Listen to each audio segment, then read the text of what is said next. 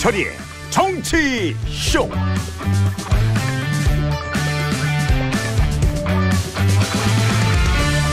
안녕하십니까, 이철입니다. 북한의 원전을 지어지기로 했는지 아니면 그냥 실무적으로 검토만 했는지 여부를 놓고 정치권이 한바탕 격돌하고 있습니다. 한쪽은 북풍 공작이라고 하고 다른 한쪽은 이적행위라고 합니다. 양쪽 모두 쉽게 할 수 없는 얘기를 마구 쏟아내고 있습니다. 공개된 보고서를 보면 야당의 이적행위 운운은 과해도 너무 과해 보입니다. 철저한 색깔 공세, 구태 정치라고 해도 할 말이 없을 것 같습니다. 정부와 여당도 성실하게 해명하면 될 일인데 감정이 앞선 대응은 아쉽습니다. 더 이해할 수 없는 건 지금이 이런 거 가지고 싸울 때인가 하는 점입니다. 모처럼 정치권이 코로나 때문에 입은 피해를 지원하고 손실을 보상하는 방안을 놓고 머리를 맞대는 듯 하더니 갑자기 언제 그러냐는 듯 정쟁에 몰두하는 모습은 실망스럽기 거지없습니다. 문제는 민생이고 정치의 기본도 민생입니다. 지금은 서로 싸울 때가 아니라 국민을 돌볼 때입니다. 여야 모두 목소리를 낮추고 차분해지면 좋겠습니다.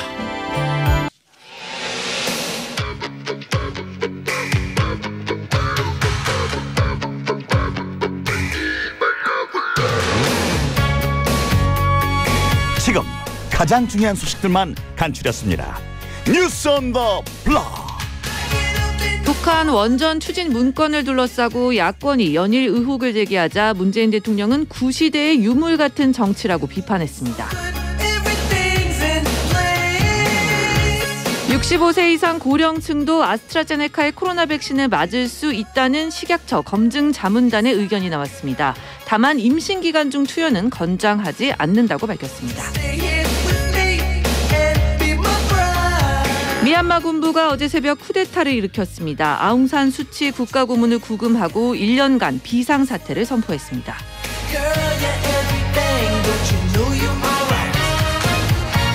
뉴스 온 더 블락 화요일 정효미 SBS 기자와 함께합니다. 어서 오십시오. 네, 안녕하세요. 네. 아직도 쿠데타를 하는 나라가 있네. 그러게요. 21세기에. 자, 북한 원전 문건 관련해서 네. SBS가 단독 보도했는데 계속 시끄러워서요, 그죠? 대통령까지 한 말씀 하셨네요. 그렇죠. 싸움이 막 이렇게 번지더니 네. 어제 결국 대통령이 청와대 수석보좌관 회의에서 구시대 유물 같은 정치로 대립을 부추기며 정치를 후퇴시키지 말길 바란다 이렇게 말을 했습니다. 네. 뭐 직접 거론은 안 했어요. 누구한테 이 얘기를 하는지. 근데 그래도 다 무슨 얘기인지 알죠. 이 정부가 북한의 극비리 원전 건설을 추진했다. 이거는 이적행위다. 이렇게 공세를 펼치고 있는 야당을 비판을 한 건데요. 청와대 고위 관계자도 야당의 주장은 선을 넘은 정치 공세이자 색깔론이다 이렇게 반박을 했습니다. 예, 그 문제 보고서가 공개됐죠? 네, 어제 저녁에 산업부가 이제 공개를 했는데 본문 4쪽, 참고자료 2쪽으로 그 북한 지역 원전 건설 추진 세계 방안과 그에 따른 장단점이 이제 담겨 있었습니다. 그런데 이제 보고서 맨 윗부분에 보면은 내부 검토 자료고 정부의 공식 입장이 아니다 이렇게 돼 있고요. 또 이런저런 장단점을 고려해서 함경남도 금호지구에 원전을 짓는 게 가장 설득력이 있다 이렇게 결론을 내면서도 여러 불확실성이 높아서 구체적인 추진 방안 도출에는 한계가 있다 이렇게 명시가 돼 있었습니다.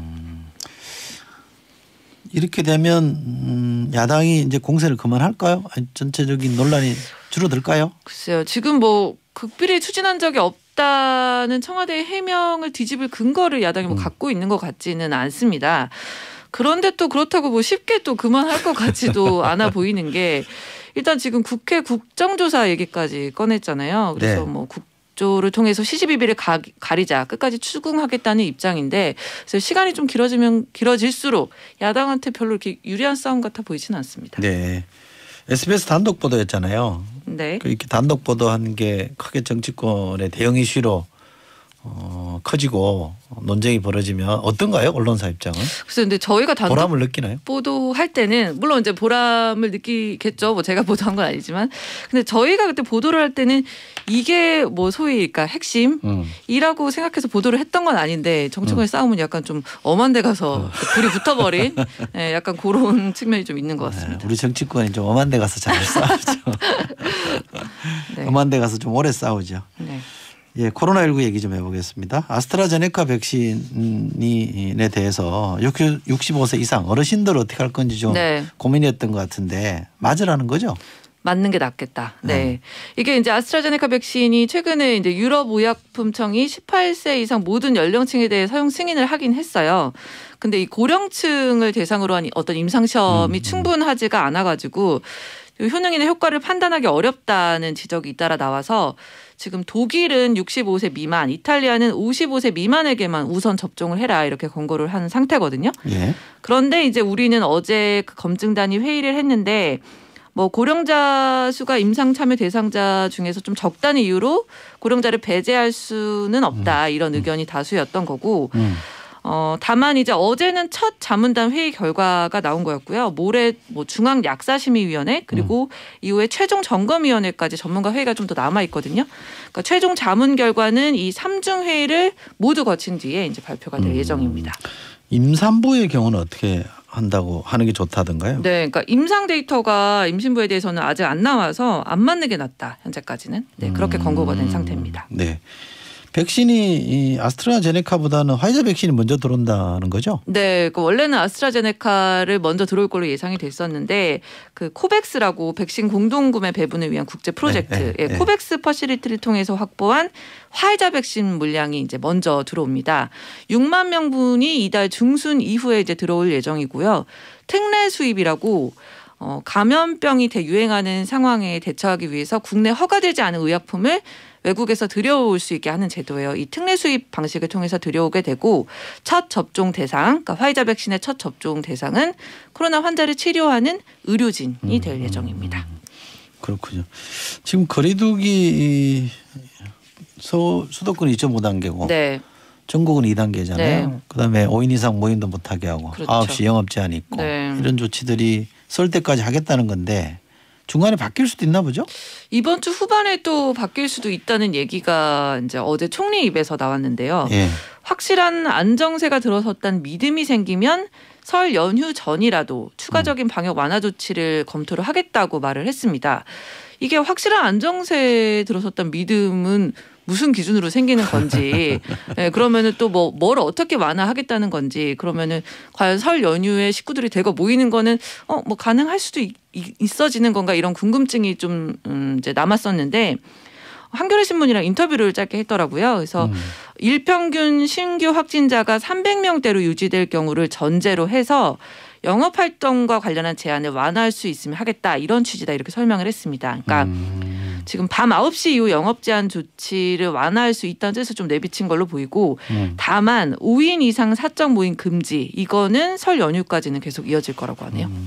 9시까지 영업하는 것 때문에 자영업자들이 너무 힘들어하시니까 그렇죠. 아마 그거 고려한 거겠죠. 네네네.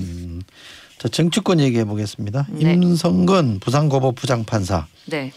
이번 탄핵하는 것에 대한 소추안 발의가 된 거죠. 어제 그 판사 출신인 민주당 이탄희 의원이 대표 발의를 해서요. 뭐 정의당의 열린민주당, 기본소득당 의원까지 해서 161명이 발의자로 참여를 했습니다. 그 임성근 부장판사는 일본 산케이신문 기자가 박근혜 전 대통령의 이른바 세월호 7시간 칼럼을 써서 명예훼손 혐의로 기소된 사건이 있었는데 이때 이제 후배 재판장에게 칼럼 내용이 사실 무근임을 판결문에 포함해달라 이렇게 재판에 개입했다는 혐의로 기소가 됐었는데 작년 1심에서는 무죄를 선고를 받았어요. 그래서 이달 중에 퇴직할 예정입니다. 발의는 된 거고 네. 오늘 본회의 때 이제 보고가 되고 네. 그다음에 모레인가요? 모레 표결한다는 네. 거죠? 네. 그러면 과반이면 되는 거잖아요. 그렇죠. 151명을 넘기면 되는데 이제 이미 발의부터 161명이니까 뭐 통과는 무난히 될 걸로 된다고 보이죠. 봐야 되는 네, 거죠. 그렇죠. 그러면 이제 헌재로 가는 거죠. 그렇죠. 예. 네. 근데 지금 임 부장판사가 일단은 법원 내부망에 글을 올렸는데 이 탄핵소추 사유가 사실과 다른 일방적 주장이다. 그리고 이제 이게 본인 개인의 일이기도 하지만 사법부 차원에서도 중요한 선례가 될 수 있다면서 좀 사실관계부터 조사해라 이렇게 촉구를 한 상황이고요. 국회가 사실관계를 조사할 수도 있죠. 국회 차원의 조사가 이루어질 수도 있겠죠. 네, 그럴 수 있죠. 네. 네. 어쨌든 좀 두고 보겠습니다. 네. 요즘 배달 많이 시켜서 음식들도 많이 드시는데 그럼요. 다른 배달도 많습니다만 네. 갑질하는 배달원한테 갑질하는 아파트들이 있다고요? 그러니까 저도 뭐 배달원들에게 도보로만 걸어서 배달해라. 그 대단지는 힘든데. 그러니까 또 화물용 엘리베이터를 타라고 했다. 이런 보도는 이제 봤었는데 저는 어제 보도에서 좀 더 이렇게 놀랐던 거는 뭐 외투를 벗어라, 헬멧을 벗어라 이렇게 한다는 거예요. 헬멧은 또 왜? 그러니까 헬멧을 벗으라는 거는 CCTV에 얼굴이 촬영이 돼야 된다는 이유고 그다음에 외투는 안에 흉기를 숨겨서 넣을 수 있다는 이유로 벗으라 했다는 거예요. 이거는 잠재적인 범죄자 취급을 하는 거잖아요. 정말 말씀하셨지만 코로나 시국에 정말 고생이 너무 많으신데 이런 거를 당하니까 정말 수치심에 모멸감을 느낀다는 게 배달원들 얘기고요. 네. 배달 노동자들이 이런 규제는 정말 평등권을 침해한 차별 행위다 이렇게 해서 오늘 인권위에 이 갑질 아파트들 이거에 대한 이 진정서를 제출할 계획이라고 합니다. 아이고 참. 어쨌든 인권위가 조사를 하면 좀 정리가 될까요? 정리가 좀 되면 좋겠어요. 그 전에라도 좀 이런 보도 보고 좀 안 해야겠다 이런 생각 좀 가졌으면 좋겠어요. 또 누군가의 뭐 남편이고 아버지고 다 그러지 않습니까? 그렇죠. 네. 맞습니다. 저희가 원전 관련 북한의 원전을 지어주는 거 관련해서 정치권 논란에 대해서 짚어드렸는데요. 문자들 많이 주시네요.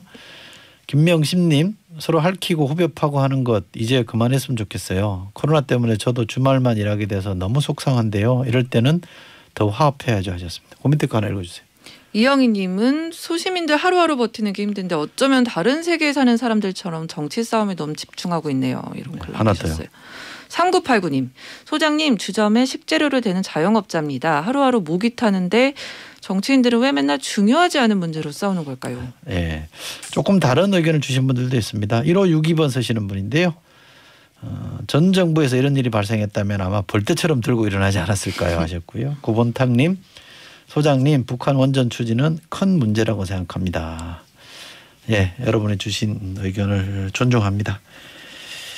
어제 아침에 교통사고 났는데 저도 이거 TV 영상으로 봤는데 이렇게 찍혔더만요. 네. 이렇게 차가 미끄러져서 이렇게 사고가 났던데 그 타고 계신 분들이 중국 동포? 네, 그분들이 많았어요. 그러니까 7명이나 사망자가 발생을 했는데 이 중에 6명이 이제 중국 동포인 걸로 확인이 됐고 건설 현장 일용직 근로자들이셨어요. 그러니까 새벽에 남원에 신축 공사 현장에 일감이 있다 이렇게 해서 이제 가다가 비가 오니까 일감이 줄었다 이래서 이제 다시 세종시 숙소로 돌아오던 길에 이런 사고가 난 거고요.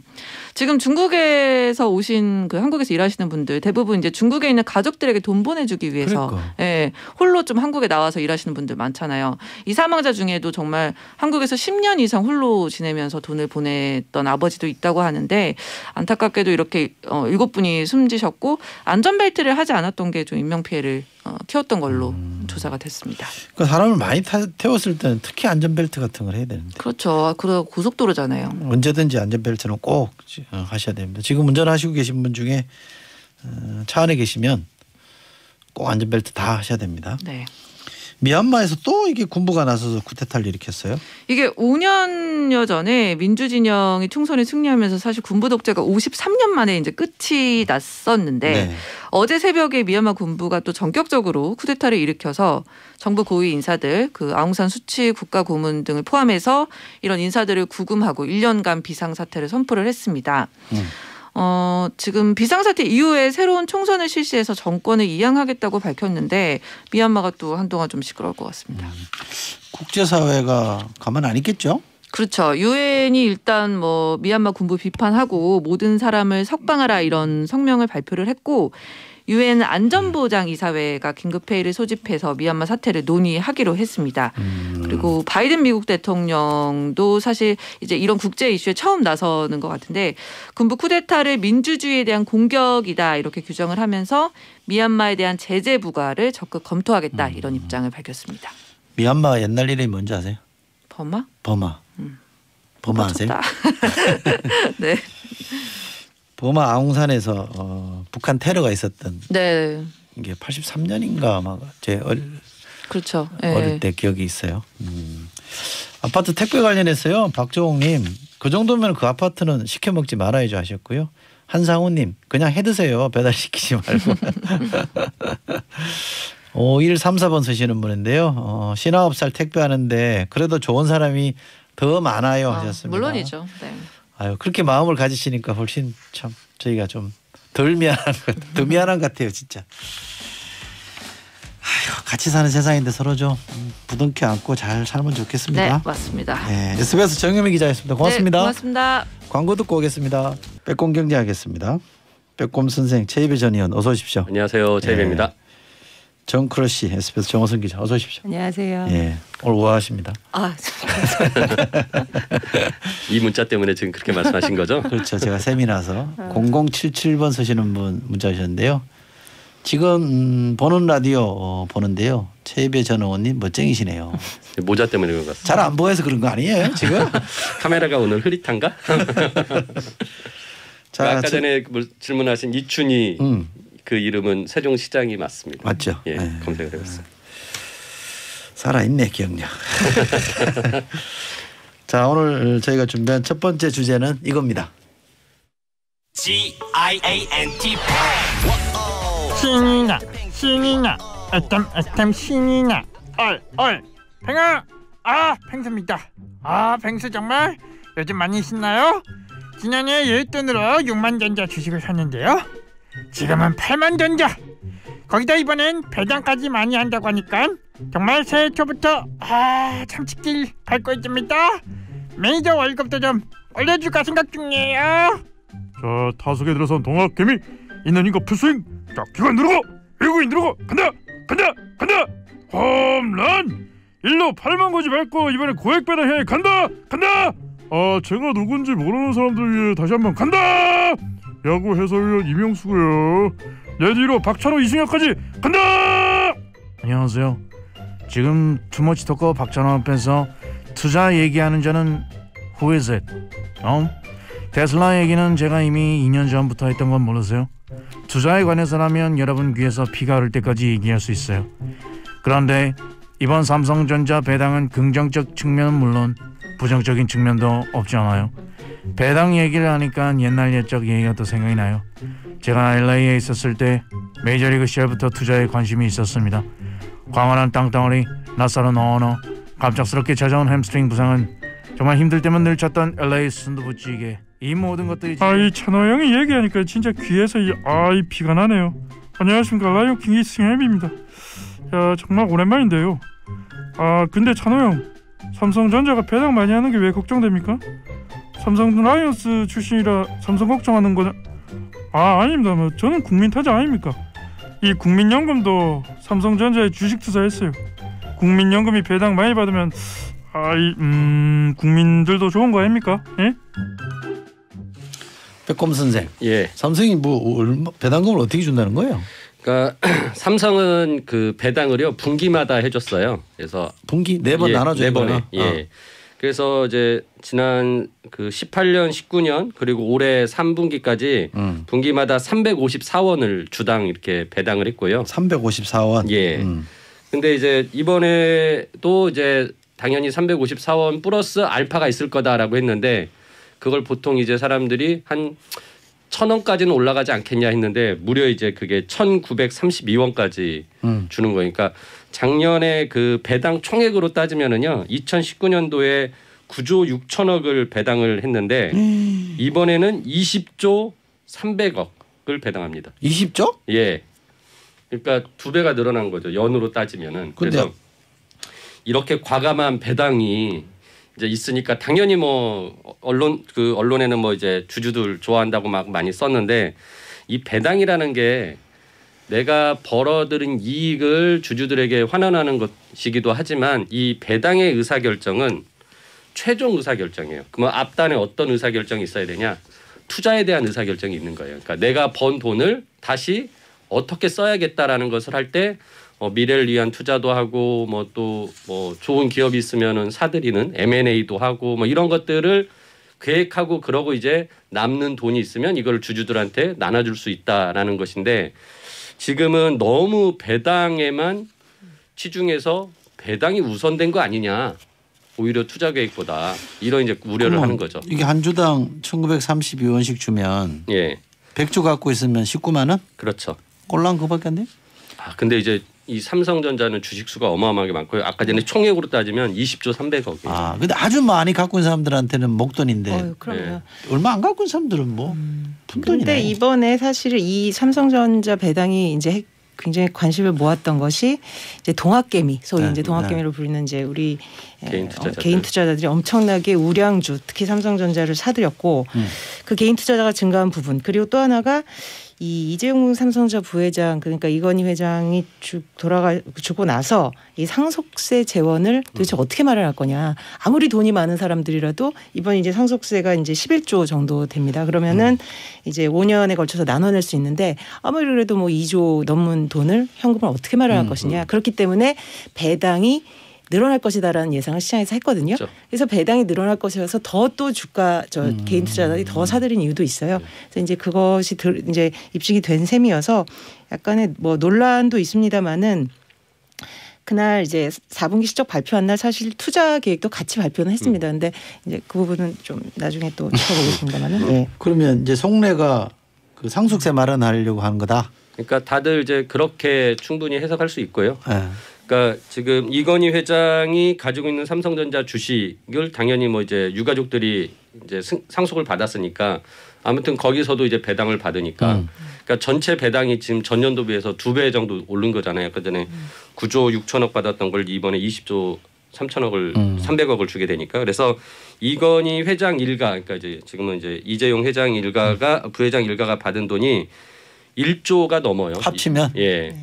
그래서 상속받은 분까지 합쳐서 하면은 그러니까 이제 결국 이렇게 상속세 재원을 마련을 위해서 배당을 높일 거라는 것은 진작 예상했던 일이고 근데 그것보다 너무 더 파격적으로 올린 것이기 때문에 이제 말씀하신 것처럼 이제 투자에 대한 계획도 발표하긴 했지만 이번에 이제 또 앞으로의 3년간 배당을 어떻게 할 것이다라는 것을 설명을 했거든요. 그래서 그 설명하는 게 지난 3년 전에 했던 거하고 조금 차이가 나는 부분이 있는데 그게 뭐냐면은 이렇게 꾸준히 3년간 할 건데 마지막에 해에는 앞에 2년간에서 남은 돈들까지 자녀분이 있으면 더 많이 준다라는 것이고 이번에 그걸 주는 거다.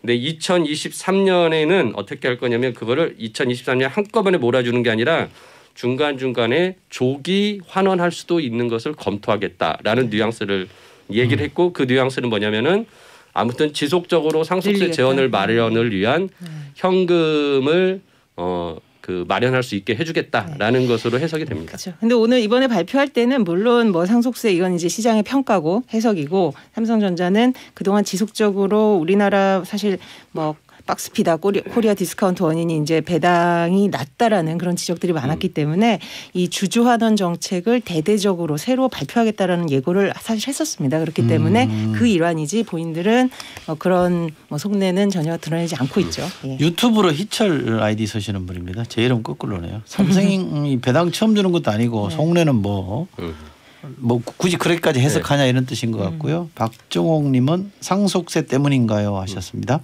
이영희님 이거야 삼성전자 주식 없으면 시대에 뒤처진 것 같은 느낌이 드네요 하셨는데 이런 사실 상대적 박탈감도 사실 굉장히 요새 문제가 많습니다. 네. 예. 부동산으로 한때 그랬다가 지금은 주식에 대해서 이제 굉장히 크게 작용을 하고 있죠.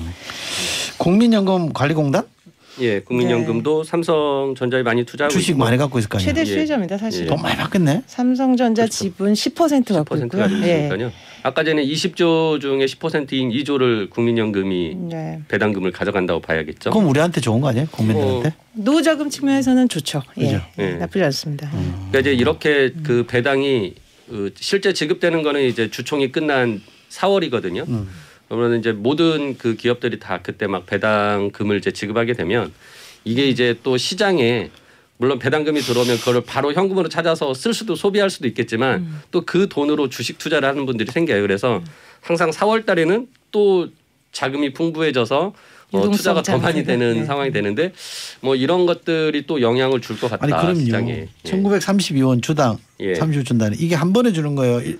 1년치. 아 지금 그 쭉 354원씩 1분기, 2분기, 3분기를 나눠줬고요. 이번에 4분기에 1932원이 한꺼번에 들어오는 겁니다. 와. 언제 그러면 주식을 갖고 있는 사람한테 돈을 아 연말. 작년 연말 예, 예. 새로 산다고 되는 게 아니네요. 아니죠. 예.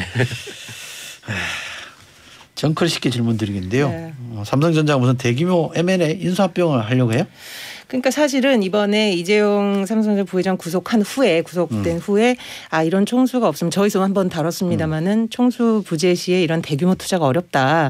그런 사실은 뭐 엄살이다 또는 뭐 일리가 있다 이런 지적들이 같이 나오지 않았었습니까? 그래서 이번에 4분기 실적 발표할 때 지금 부회장이 들어가 있는데 이게 공격적인 투자 계획을 발표할까 이런 이제 시장에서는 그런 생각을 했습니다. 그런데 컨퍼런스 콜 할 때 의미 있는 M&A를 준비 중이고 시설 투자도 굉장히 확대하겠다 이렇게 공식적으로 밝혔습니다. 그래서 그 속내를 보면 뭐 아무리 이재용 부회장 뭐 사법 리스크가 있고 해도 지금 삼성전자가 처한 사정이 지금 상황이 물론 좋지만 대규모 투자를 계속해서 하지 않으면 뒤처질 수 있다라는 그런 위기감이 작동하는 거죠. 예를 들면 그 뭐 반도체 너무 잘 나가고 있지만은 뭐 비메모리 부분은 뭐 당연한 1등이지만 지금 메모리 부분, 그러니까 특히 파운드리 사업 같은 경우, 제가 반대로 말해요. 메모리 제품에서는 1위지만은 그런 파운드리 사업 같은 경우는 지금 대만한테 뒤처지고 있지 않습니까? 그렇다 보니까 이런 부분에 대해서 지속적으로 투자 계획을 이재용 부회장이 밝혔었고요.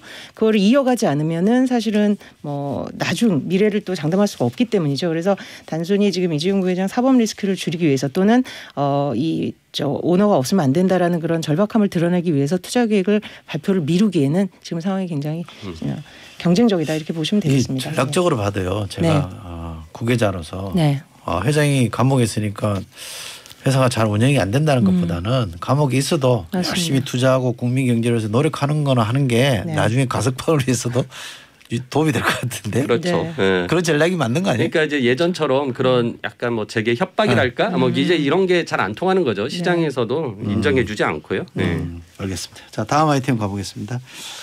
상반기에 되게 이제 채용 시장이 막 열리고 뉴스도 막 한때는 그렇죠. 막 대대적으로 보도되고 예. 이랬는데 요즘은 그런 분위기 아닌 것 같아요. 그러니까 완전히 이 채용의 스펙트럼이 바뀌었다 이렇게들 얘기할 정도로 왜냐하면 옛날에는 공채라는 것이 굉장히 맞아. 대규모로 뭐 상반기 하반기 하반기. 그래서 대졸자들도 뭐 1학기 졸업생들 2학기 졸업생들 뭐 이런 식으로 준비하고 이게 어떤 패턴이었는데 지금 뭐 LG도 그렇고 현대차도 그렇고 뭐 모두 다 지금 정기 공채를 폐지했습니다. 그런데 이번에 최근에 또 다시 한번 뉴스가 된 게 SK그룹도 매년 한 8,500명씩 공채했는데 이제 안 하겠다. 수시로 필요할 때마다 인재를 채용하겠다. 이렇게 밝히면서 지금 사실 4대 그룹 중에서는 삼성 정도만 남아있는 상황입니다. 근데 이게 그 정기 채용보다 수시 채용으로 바뀌는 거는 맥락이 뭐예요? 그건 그러니까 기업들 입장에서는 솔직히 이제 인력 수요가 뭐 당연히 이제 그 누군가가 은퇴를 하고 뭐 회사를 그만두고 나가면 그 보충한 인력을 채우기 위해서 끊임없이 또 신입 사원들이 필요한 거지만 근데 그게 딱 날짜를 정해놓고 다 은퇴하거나 뭐 다 나가는 게 아니잖아요. 그러니까 수시로 사람이 계속 필요한 거예요. 그냥 일상적으로. 그러니까 이제 지금 그래서 이렇게 정시 채용 같은 게 안 하고 공채를 안 하고 그러면 수시 채용, 상시 채용해서 필요한 부서에서 인력이 필요하다라고 이제 인사 쪽으로 올리면 그때마다 그 분야에 필요한 사람들을 계속 상시 채용하는 거죠. 수시로 바꾼다는 얘기는 경력직을 뽑는다는 거 아니에요? 그러니까 경력직이 아무래도 유리하죠. 그게 바로 취준생들이 걱정하는 거죠. 그러니까. 그럼 우리는 최초로 사회에 진출해야 경력을 쌓는데 그럼 우리는 어디서 쌓느냐. 그럼 이제 그렇게 말하겠죠. 중소기업을 가라. 경제형 기업을 가라. 근데 우리나라의 그런 그 기업의 생태계가 중견에서 여기서 스카웃되고 이렇게 이게 쭉 이렇게 올라가는 구조가 아니다 보니까 소위 서구 사회처럼 그러다 보니까 처음에 중소기업으로 가면 거기에 머물 수 있다라는 우려가 되는 거죠. 그래서 이 취준생들이 자꾸만 무슨 공무원 시험이라든지 이런 쪽으로 좀 더 안정적으로 자꾸 가는 그런 영향도 있는 거죠. 공시적이라 그러잖아요. 네. 그러니까 저기 신입들이 들어올 수 있는 기회를 주려면 정기 채용을 유지해야 되는 거 아닌가? 그러니까 아니 교육도 시키려면 한꺼번에 시켜야지 돈도 덜 들 텐데. 그럴 수도 있는데 제가 보기에는 이제 그 예전처럼 기수 문화 같은 것도 사라지는 거고요. 맞아요. 그리고 이제 그 수시 채용을 했기 때문에 이거를 말씀하신 대로 집단적인 교육을 하기보다는 그 부서 안에서 교육을 하는 것이 더 효율적이라고 생각을 하는 거예요. 그리고 물론 그런 사람들 한꺼번에 또 모아가지고 집단 교육을 하기도 해요. 그럼 수시로 뽑으면 시험으로 뽑아요? 뭐 스카웃 같은 경우는 이제 업계에서 레퓨테이션으로 스카웃하는 것도 있을 것이고요. 그리고 수시도 지금 이제 기업들이 굉장히 억울해하는 게 지금 공채를 폐지한다고 하니까 규모를 줄이는 거 아니냐. 근데 우리 아니다. 신입도 어떤 수시의 개념으로 한다. 이제 이렇게 하는 거죠. 제가 과민 반응하는 건지 모르겠는데 그러면 약간 공정성 시비도 생기는 거 아니에요?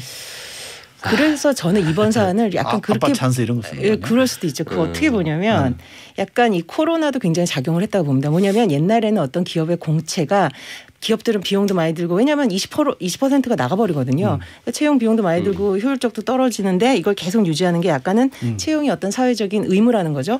기업이 할 수 있는. 근데 이 코로나 국면에 뭐 어떤 그 뭐 재택근무도 늘고 그 어떤 직무의 다양성도 생기면서 이 채용에 대해서 이 사회적인 책무라는 부분을 좀 덜게 됐어요. 그래서 뭐 특히 지금 SK가 안 한다고 해서 SK한테 야 왜 이런 거 안 하라고 비난하는 사람도 많지 않습니까? 그래서 약간은 이 코로나로 인한 채용 시장의 변화도 어느 정도 코로나도 영향을 미치지 않았나 이런 생각이 듭니다. 네. 그러니까 저는 대기업들이 그 신입사원 뽑으면서 경력을 요구하지 않았으면 좋겠어요. 그러니까 그것만은 좀 그러니까 좀 자제를 해야 된다. 그러니까 어떻게 신입사원인데 경력이 있는 걸 그 조건으로 내거냐 이거죠. 그래서 근데 제가 지레 걱정하는지 모르겠는데 언론사도 요즘 보면 그 되게 큰 언론사들은 경영직을 많이 뽑잖아요. 맞습니다. 저희도 지금 SBS 보도국 같은 경우도 작년에 채용을 기자를 신입을 안 하고 경력만 채용했습니다. 네. 그러니까 사실 그럴 경우에 이 언론사를 준비하는 친구들은 어디서 첫 시작을 해야 되느냐 이런 사실 이제 근본적인 걱정을 할 수밖에 없는 것이 이해가 됩니다. 네. 알겠습니다.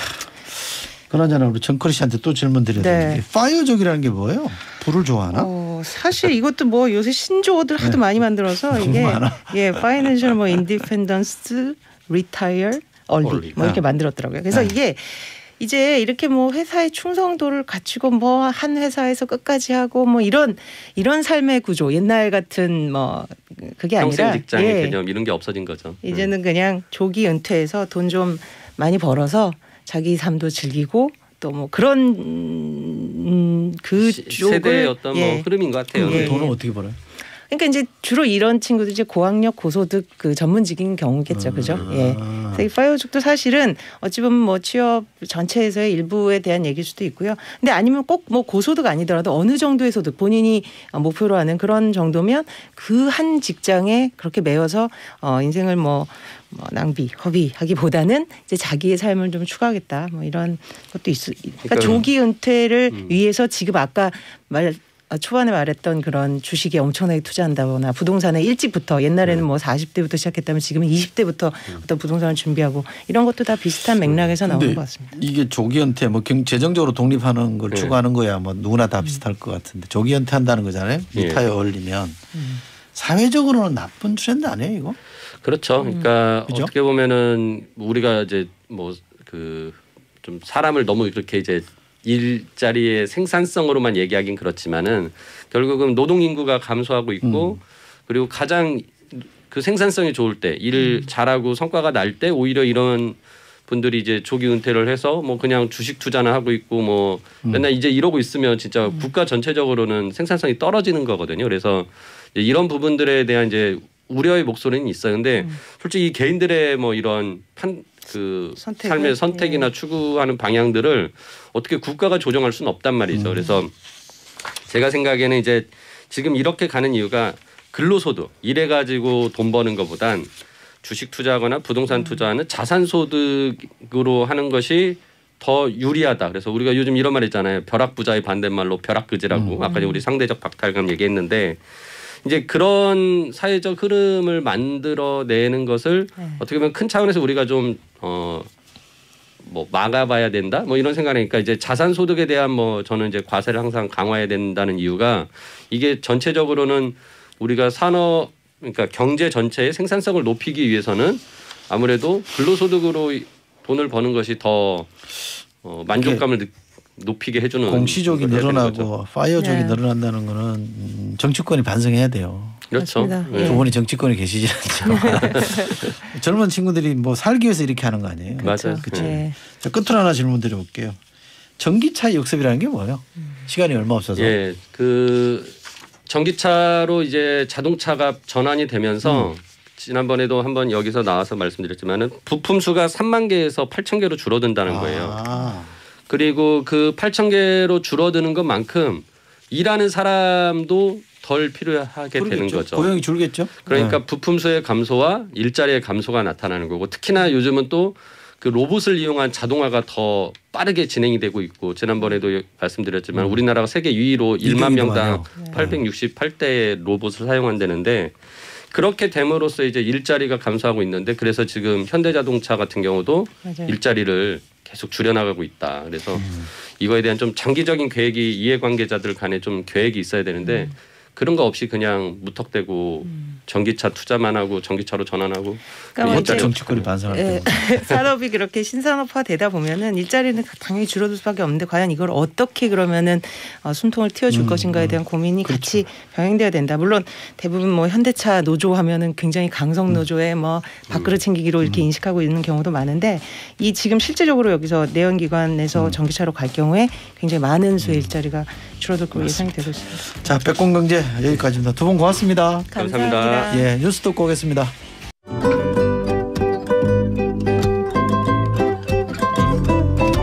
카페에서 무슨 생각을 하는 거니 넌 널 찾았네. 라떼와 얼주가 진행하겠습니다. 서울경제 오지연 기자 어서 오십시오. 안녕하세요. 네, 경향신문 김재 기자 어서 오십시오. 안녕하세요. 두 분 요즘 어떻게 지내요? 어떻게 네. 재밌게? 네, 신나게 즐겁게 신나게? 행복하게 지내려고 노력하고 있습니다. 새 분위기가 별로 안 나네요, 근데. 그죠? 네. 근데 벌써 뭐 한 달 다 가고 벌써 2월 2일. 네, 이제 설이 좀 얼마 안 남아가지고. 두 분 지금 언제 세뱃돈 안 받겠네? 세뱃돈이요? 네, 드려야죠. 집합금지. 그쵸. 송금을 할 수 있으니까 세뱃돈 보내드려야죠. 취직하면 이제 세뱃돈 졸업하는 건가요? 네. 저는 그래도 보통 취직하고 한 1년 정도는 받았던 것 같은데. 정말요? 근데 지금은 계속 드리고 있습니다. 본인께 용돈 드리는구나. 네. 착하네. 지원 기자는 안 드려요? 드려야죠. 그 저는 또 안 주는구나. 아니요, 드립니다. 저는 동생이 아직 취업을 못했기 때문에 동생한테도 또 좀 용돈 줘야 힘내라고 네, 보내주고. 지출이 크시겠네요 이번에도. 그러네요. 또 제가 남동생이잖아요. 남동생한테 누나가 최고지. 맞아요. 저도 완전 남동생 짱이지. 있거든요. 예. 전 여동생인데. 그렇구나. 아 그런 거? 네네네. 여동생이요. 알겠습니다. 말문이 막히네. 자, 저희가 준비한 첫 번째 아이템은 음악인데요. 요즘 이게 메가 히트했다고 그러는데 한번 들어보실래요?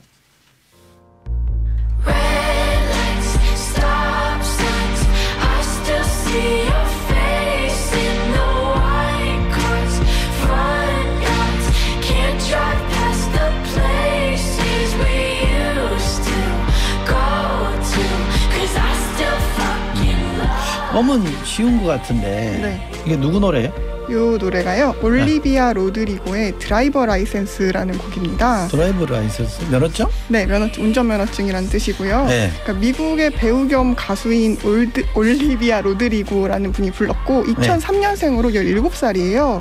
그래서 가수로서는 지난달 8일에 갓 데뷔한 신인입니다. 근데 이 곡이 10대 신인 가수의 데뷔 싱글로는 믿기지 않을 만큼 좀 어마어마한 기록을 계속 갈아치우고 있는 메가 히트 곡입니다. 그래서 발매 이래 줄곧 세계 최대 음원 플랫폼인 스포티파이 미국 차트 1위와 좀 세계 차트에서도 계속 정상을 독주를 하고 있고요. 네. 미국 빌보드와 영국 UK 싱글 차트도 데뷔와 동시에 정상을 석권해서 계속해서 1위 자리를 유지하고 있는 그런 음악입니다.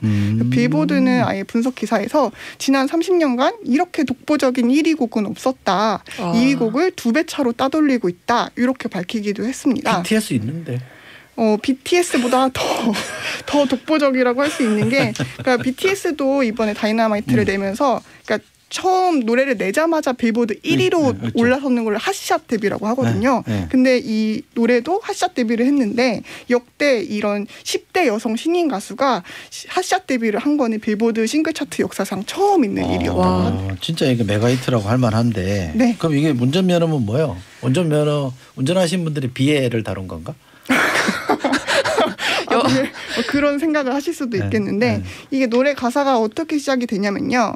나 저번 주에 운전면허증 받았어. 그래서 나는 이제 너를 데려다 남자친구에게 이제 말하듯이 노래를 하는 거예요. 그래서 남자친구 너를 이제 집에 데려다 줄 수 있을 거라고 생각했는데 이제 너는 없네?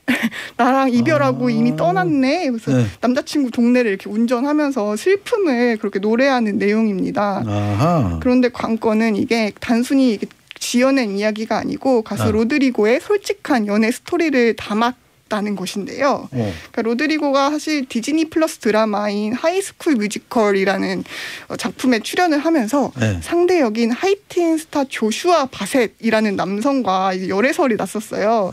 그런데 이 가사가 이 지금은 헤어진 그 바셋을 저격하는 내용이 아니냐 이런 추측으로 좀 미국 대중들의 주목을 많이 받았죠. 17살이라며. 네.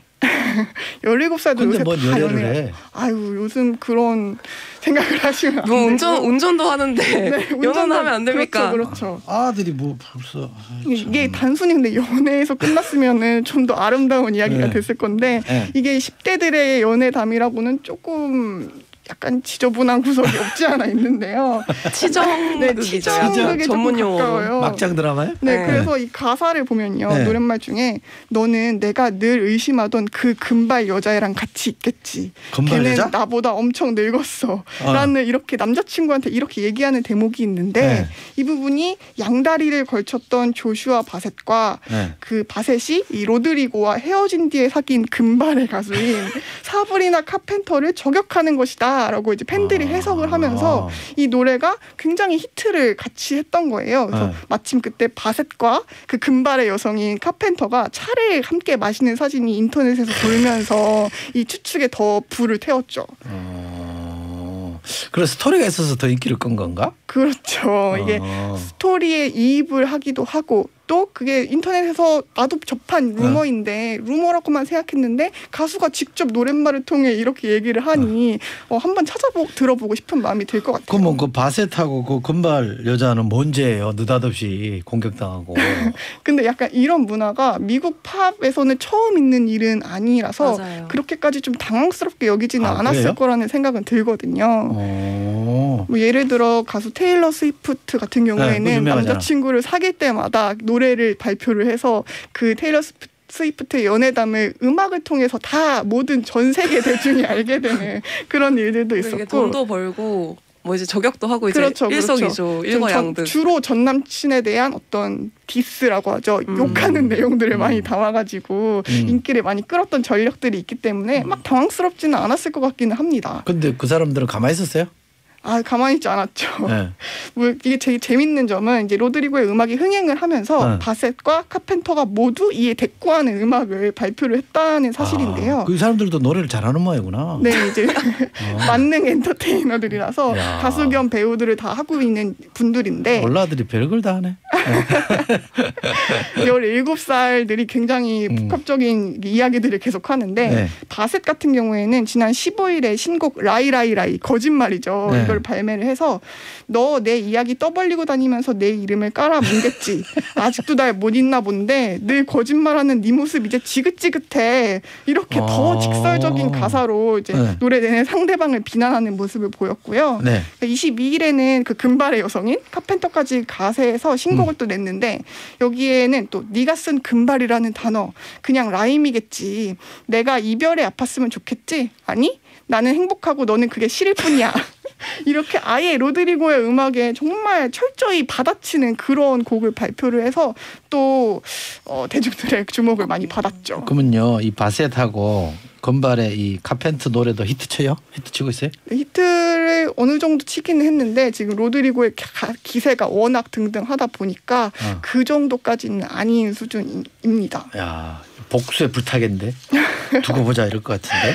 아마 또 회심의 노래로 가져오지 않을까 그런 생각도 드는데요. 근데 따지고 보면 그 개인들의 연애담이잖아. 네. 그걸 뭐 노래로 하는 게 네. 잠깐 재밌을 수는 있을 것 같은데 네. 뭐 그렇게까지 관심을 끌까? 이게 어쨌든 개인들의 연애담이지만 지금까지 많은 대중 가요들이 사실은 연애담에 대한 이야기들이 되게 많지 않았습니까? 그러네. 그런데 이 노래 같은 경우에는 좀 더 자신의 좀 구체적인 사생활을 보여주고 있다는 점에서 좀 더 직설적인 화법이라는 그런 의미를 찾아볼 수가 있을 것 같은데요.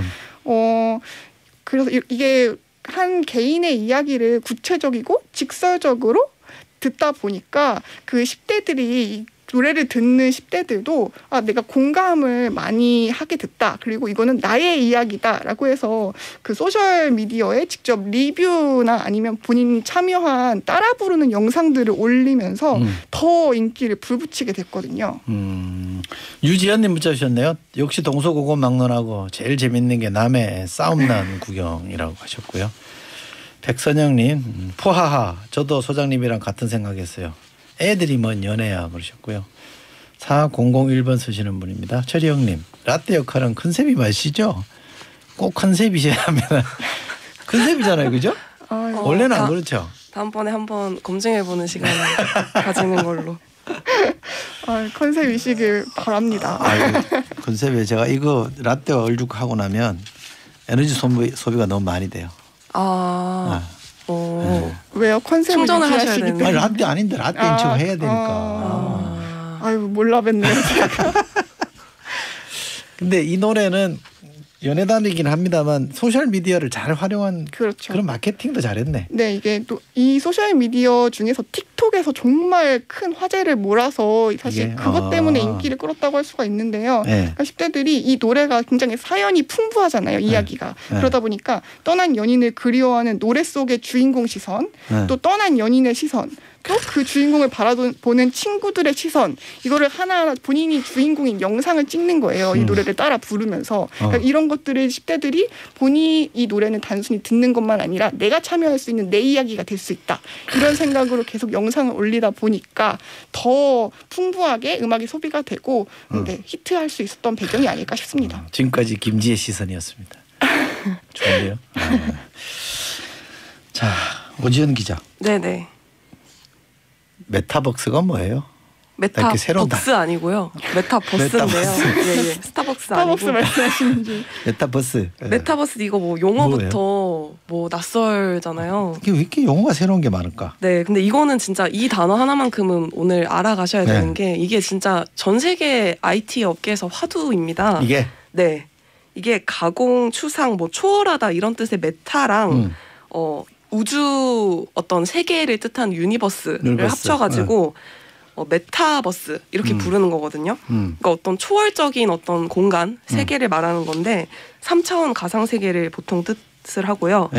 뭐 단어의 어원을 뭐 거슬러 올라가 보자면 1992년에 미국의 공상과학 작가 닐 스티븐슨이 어떤 소설에서 아바타를 통해서 들어갈 수 있는 세계를 뜻하는 말로 처음 사용을 했는데 말씀드렸다시피 최근에 뭐 디즈니 또 유명한 반도체 업체죠 엔비디아, 넷플릭스 이런 데서 하나같이 경쟁자로 꼽고 있는 게 메타버스입니다. 네, 메타버스가 온다 이런 얘기를 글로벌 기업 CEO들이 많이 하고 있고요. 과거에 왜 그 가상현실이 있었잖아요. 그거랑 또 달라요? 가상현실이 이제는 어느 정도 현실이 됐다 이런 개념으로 그냥 보시면 될 것 같은데 소장님이 말씀하시는 게 이제 뭐 VR이라고 이제 곡을 끼고 막 가상현실 그렇죠. 체험하는 그런 거랑 또 뭐 AR이라고 해서 맨눈으로 보는데 건물 위에 숫자가 나온다던가 뭐 유리창 위에 뭐 이렇게 다른 영상이 나온다던가 이런 게 이제 AR이라고 하잖아요. 증강현실. 또 인공지능 많이들 아실 텐데 AI 이런 것들이 이런 메타버스로 가는 재료라고 보시면 돼요. 그러니까 메타버스는 하나의 기술이 아니고요. 패러다임인 거고 이런 다양한 기술들을 사용해서 메타버스라는 플랫폼을 만들 수 있다. 이렇게 이해를 하시면 아마 편하실 텐데 네. 그러면 지금 메타버스에서 돈은 어떻게 버는 거예요? 사람들이? 훅 들어오시는데 메타버스에서 돈을 갑자기 어떻게 버냐.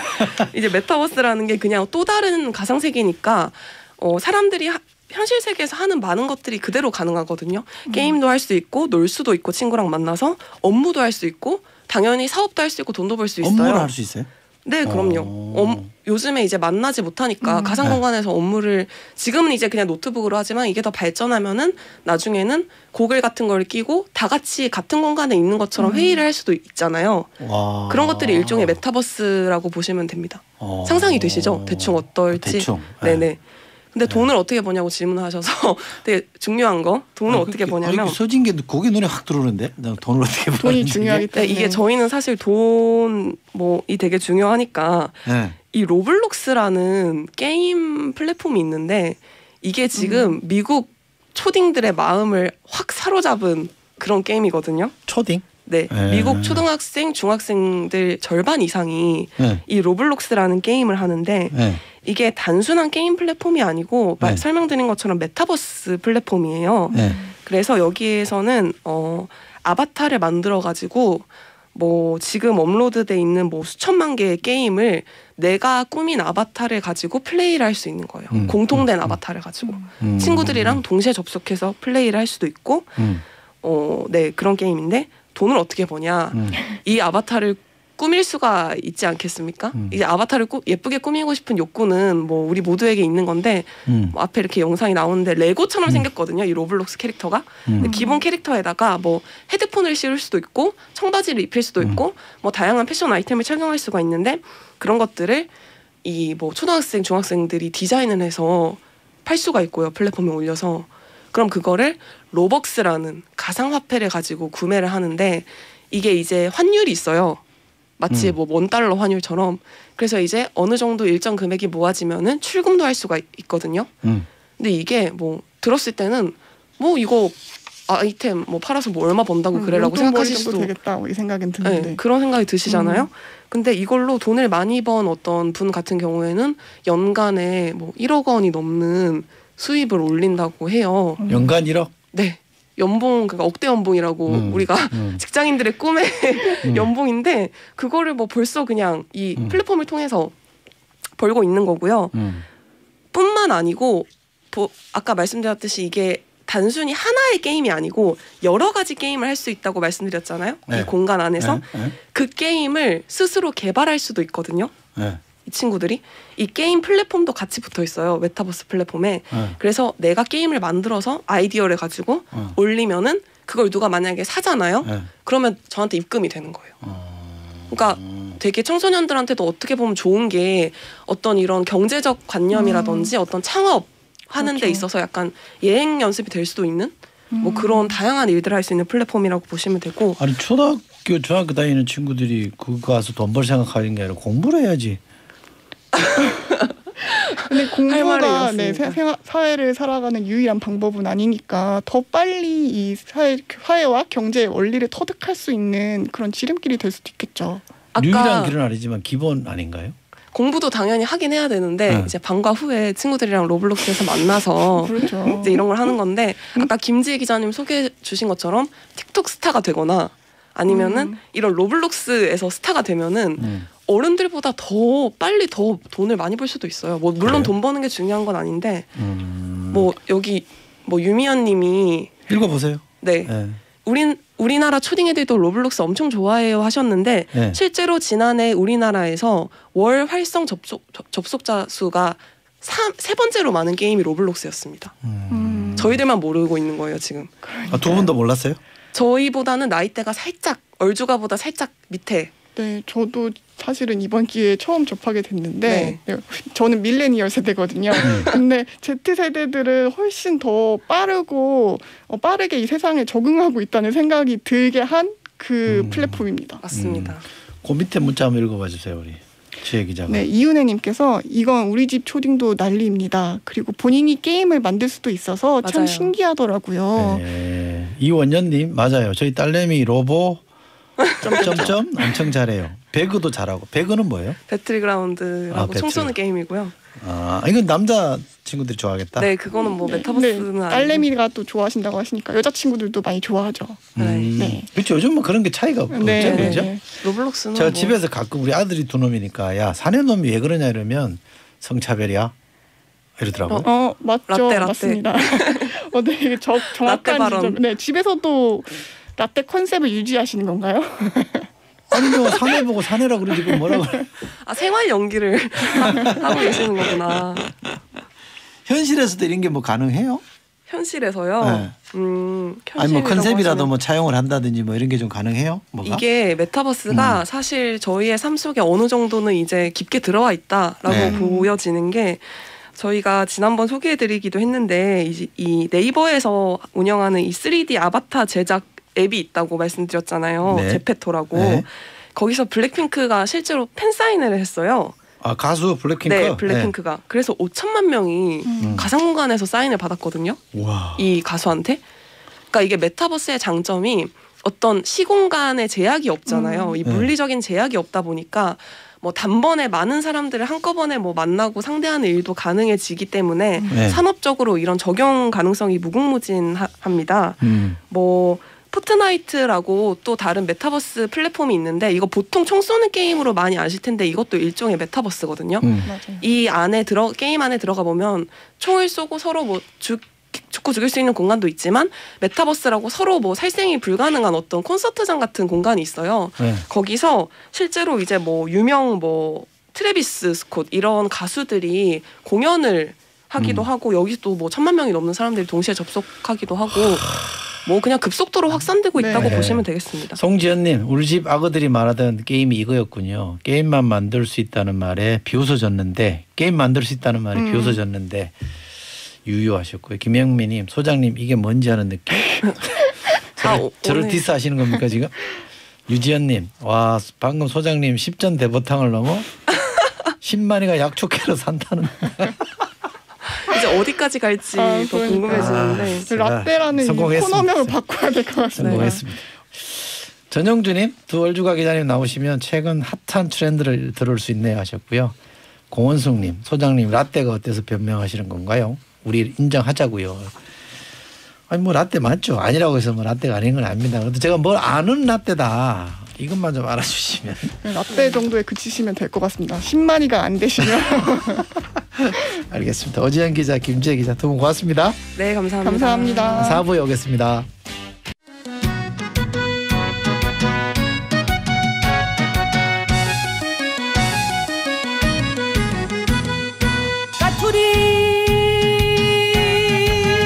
서초동 까투리 진행합니다. 신장식 변호사 어서 오십시오. 네, 안녕하세요. 김태현 변호사 어서 오십시오. 안녕하세요. 네.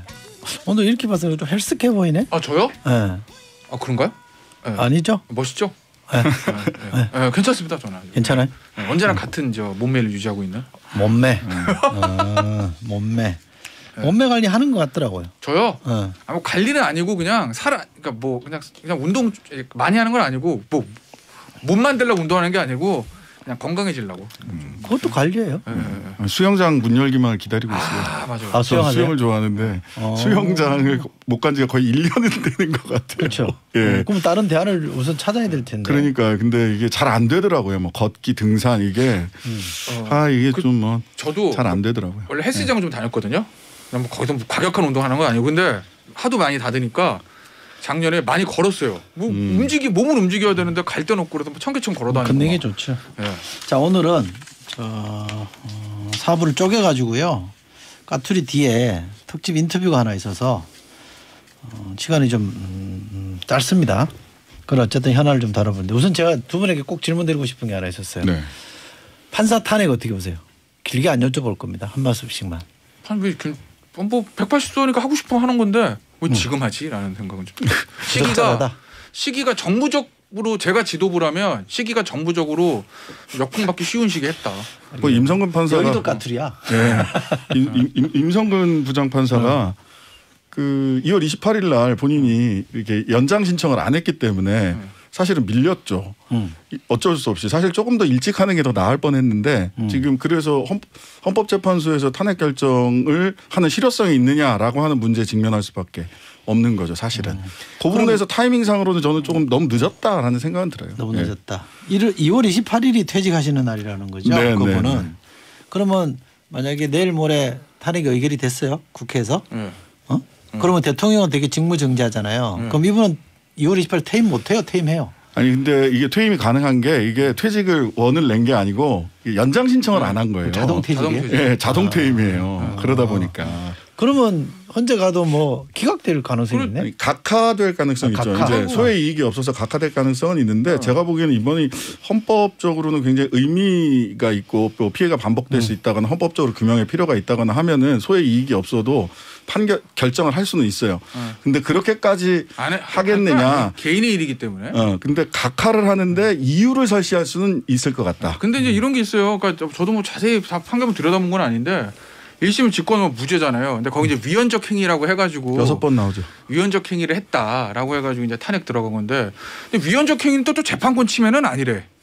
그러면은 그 위헌적 행위는 결국 이제 사법권의 독립을 침해했다 이거거든요. 그러니까 저도 판결을 1심 판결 본 건 아닙니다. 뭐 제 사건도 아닌데 뭐 제가. 근데 위헌적 행위인데 결론은 재판권 침해는 아니거든. 그게 권유나 뭐 이렇게 했다고 해서. 그래서 만약에 1심 판결 그대로 가지고 가면 이게 소이익이 있다 하더라도 나는 헌재에서 인용 절차 나올까 의문인데요. 아니 뭐 제가 뭐 임성근 부장이 잘했다는 게 아니고. 아니. 네, 근데 이제 뭐 너무 논리가 명백해서 지금 당황하는 거 같아요. 아니 그게 아니고 판사 그 재판 그 판결문을 보면 난 판결문을 쭉 봤는데 사실과 당의를 혼동했어요. 사실상 재판권 침해가 있었지만 법적으로는 재판권을 침해받을 수 없어요. 우리나라에서는. 실제로 법적으로는 재판권을 침해받을 수 없다라고 하는 당위적인 거하고 실제로 재판권이 침해당했다는 사실을 혼동해서 썼다. 이 판결문은. 판사가? 네, 판사가. 그래서 이 부분은 사실은 이게 직권남용 다 무죄되잖아요. 판사 그 논리의 근간에는 뭐가 있냐면 법관은 근본적으로 재판권을 침해받을 수 없다라고 하는 법적 규정, 보호 규정. 이 당위적인 것을 전부 다 사실과 혼동해서 지금 쓴 거 아니냐. 한마디만 더 하면 제가 아니 교과서를 본 사람과 안 본 사람으로 끝내죠. 네, 저 안 봤죠. 내 사건도 아닌데 내가 안 보고. 뭐 저분 사건이에요? 그거 관심 많아요. 저 형은 이런 거. 네. 저 형은 이런 거 관심 많더라고. 근데 헌법을 좋아해. 네, 이런 거 좋아해. 저 형은 다 봐. 판결. 저는 제 사건이 아니면 안 봅니다. 남의 사건인데. 네, 얘기하세요. 제가 여의도 타짜로 잠깐 내일 얘기를 하면 여의도 타짜가 어울려요. 서초동과 트리보다. 장성철이라고 생각하고 얘기를 하면 제가 지금 국민의힘 지도부잖아요. 속으로 좋아할 것 같아. 왜? 마음대로 하세요. 180석한테 뭐 임성근 부장도 탄핵하시고 성창호 부장도 하시고 선거 앞두고 마음대로 하세요.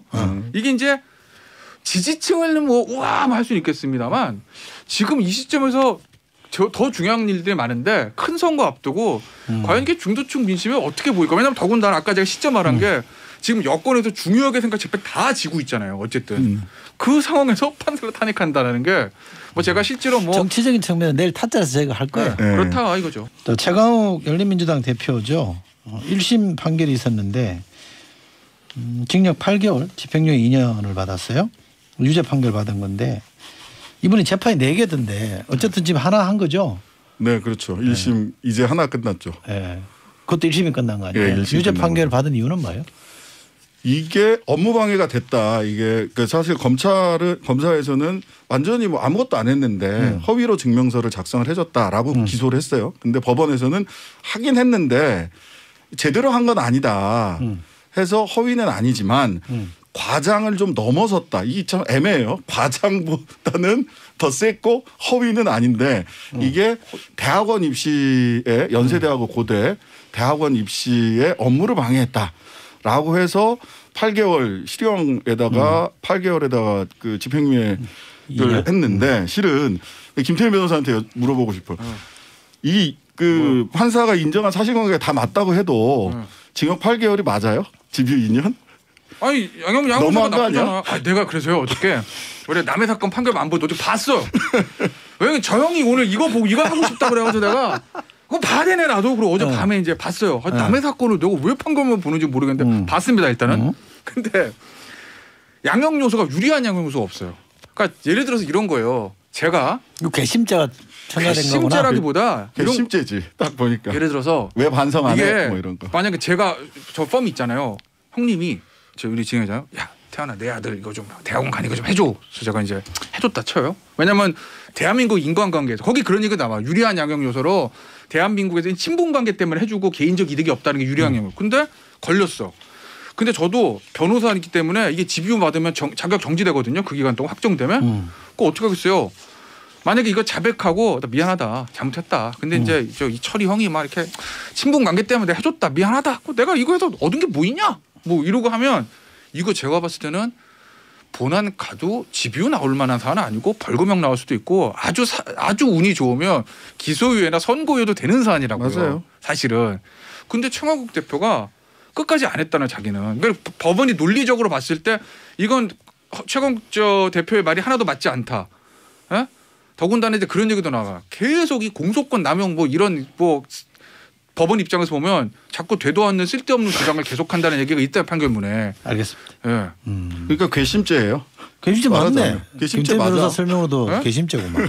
그러니까 막 길게 아니, 얘기했는데 괘씸죄야. 근데 양형 이유했을 때 좋은 양성 피고인이 자백하고 진지한 반성하고 있다 이게 들어가는데 첫 마디가 그게 안 들어가요. 거기다가 너는 법조인을 오래 해가지고 잘 알 건데 뭐 피의자 통지 못 받았다는 되도 않는 얘기를 한다 이런 얘기 써 있더라고요. 어쨌든 이 판결에서 제가 보기에는 재미있던 거는 이분이 인턴이란 무엇인가에 대해서 판사님이 새롭게 정의를 하셨어. 아, 그래요? 예, 표준 국어 대사전을 인용해가면서 인턴에는 이렇게 취업 인턴이 있고 그다음에 체험형 인턴이 있는데. 라고 이제 최강욱 변호사가 대표가 주장을 했고 여기는 체험형 인턴이었다라고 하는데 이 판사님은 인턴이라고 하는 인턴은 기본적으로 근무해야 되고 정기적으로 나와야 되고 그러니까 거의 미생 장그래급 인턴 내지는 인턴이라는 영화에서 나왔던 로버트 드니로급 인턴을 해야 인턴이란 말을 쓸 수 있다라고 하는 방식으로 인턴을 재정의해 주셨죠. 근데 이제 거기 보면 또 이런 얘기도 있어요. 판사 얘기는. 시간 없어요. 그래요? 왜냐면 그 누구죠? 그 아들도 조원. 자기 네. 뭐 학업 계획서 썼대요.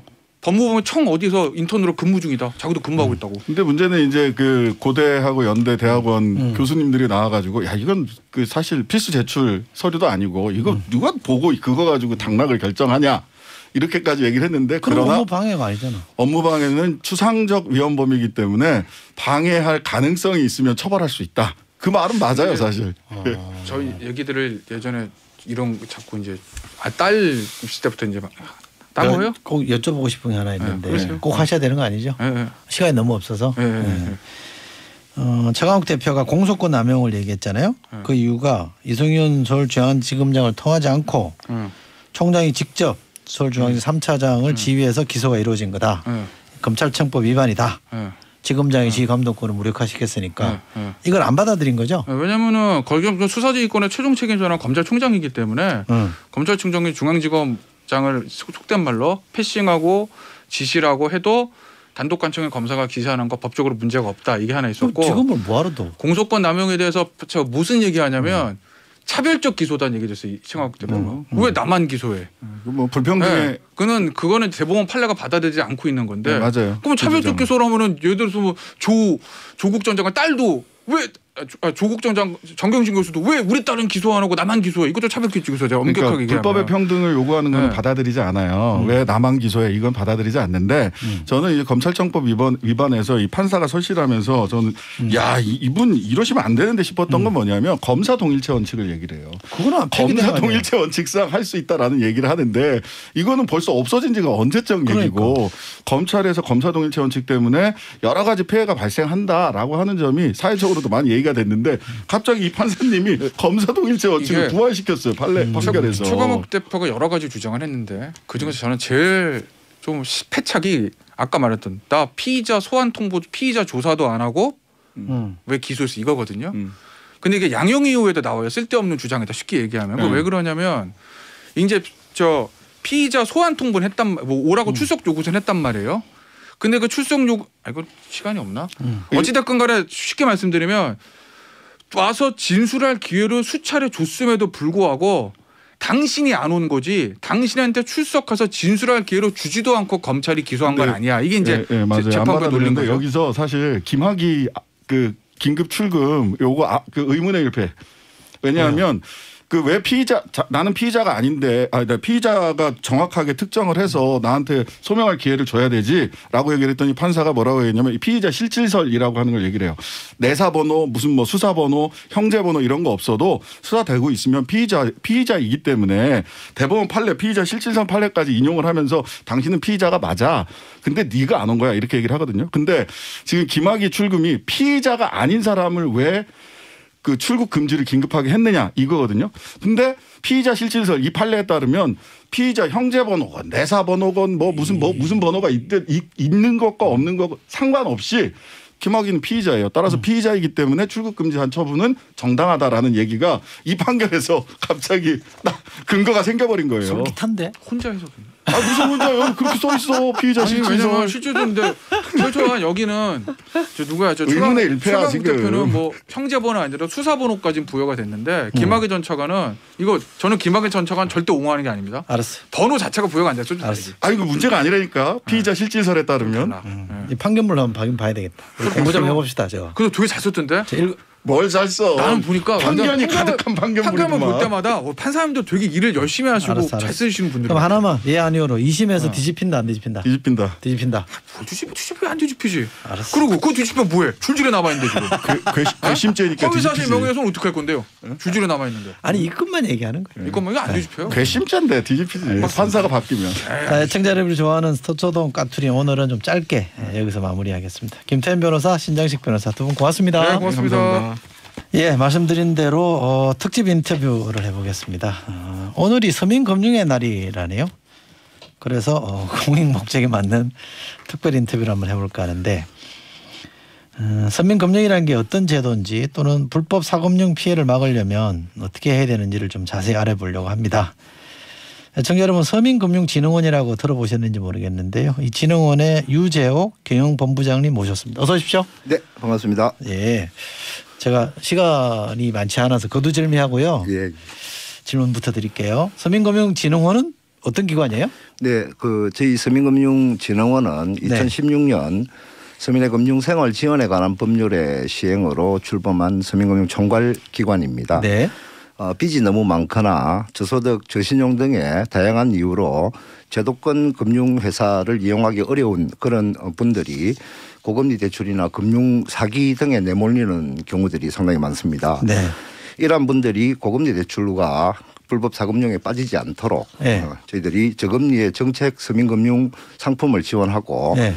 그리고 지자체와 지역 금융회사 그리고 자활센터 등과 같은 유관기관들과 연계를 해서 맞춤형 상품을 안내하는 일종의 그 금융 안전망 역할을 하고 있다고 보시면 되겠습니다. 아울러서 네. 금융 정보가 부족한 서민들에게 온오프라인으로 금융 교육을 제공을 하고 각 개인별 상황에 적합한 맞춤형 대출 상품을 안내해드리고 있고 서민금융 상품을 이용한 고객들에게 신용과 부채를 관리해 줄 수 있는 신용부채 관리 컨설팅 그리고 영세 자영업자들에게는 자영업 컨설팅 이런 것들을 지원하는 다양한 비금융 서비스도 함께 제공하고 있습니다. 결론적으로 몸이 아프면은 병원에 가서 제때 치료를 받아야 빨리 낫듯이 돈 때문에 어려움을 겪는 그런 서민들이 신용을 높이고 제도권 금융회사를 이용할 수 있도록 도와드리는 일종의 금융주치 역할을 하고 있다라고 이렇게 보시면 되겠습니다. 우리 유재욱 본부장님 말씀 잘하시네요.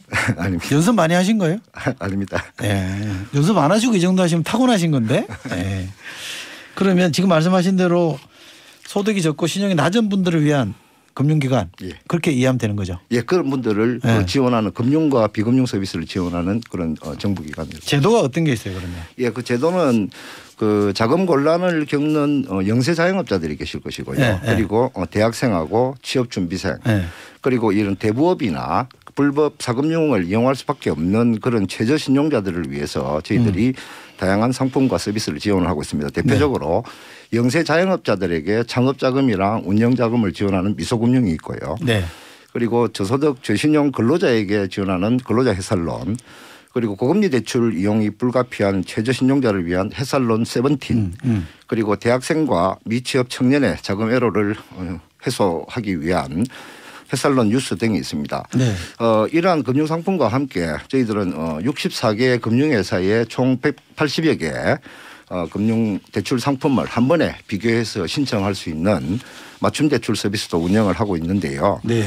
금융회사를 직접 방문하시면은 연 20% 이상의 고금리 대출을 이용할 수밖에 없는 그런 분들에게도 평균 11.3%대의 대출을 중개해드리고 있어서 이분들에게 이자 부담을 크게 줄일 수 있는 그런 효과가 있습니다. 상담이 네. 필요하신 경우에는 서민금융 콜센터 국번 없이 1397로 전화를 주시거나 아니면은 서민금융진흥원 홈페이지나 앱을 통해서도 편리하게 상담받아 보실 수 있습니다. 네. 서민금융 콜센터 국번 없이 1397입니다. 1397.